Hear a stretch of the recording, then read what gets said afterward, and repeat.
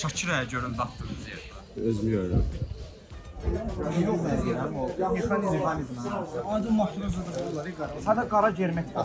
Play yapıştırmalılar mı? Daha da germetika. Ama altın stoplarına bakın. Sen öylesin. Bilmiyorum. Var yoksa yok. Abi qara bir stoplar da yani yok. Sen öylesin. Oğur maşını ama bakır da. Ben biraz vurdum, biraz öldürdüm. Her maşın oturma. Ben yan yüzcülərə baxın. Bax bu görsən şeydir. Güzgü kimidir. Mən istəyirəm ki, ətrafı görüm də yəni. 07 taxmaq olmur ha. 07 bu çox bitsiz oturur. Özününki daha sərqəli. Bunlar kaç çıxdı bablar. Dəmirdən Bunu aldım. da dəmirini almışam. Mən tutub 10 manat idi, nə idi? Mən stopları götürürüm. Ki oynamasın da Nədir playdir bu? Bu hə germetikadır. Çərə qoyar. Hə, yox. Bu bahalısıdır.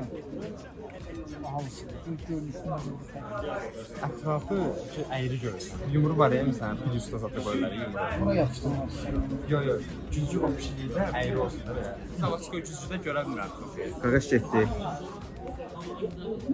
Pedallarımızı almışıq amma.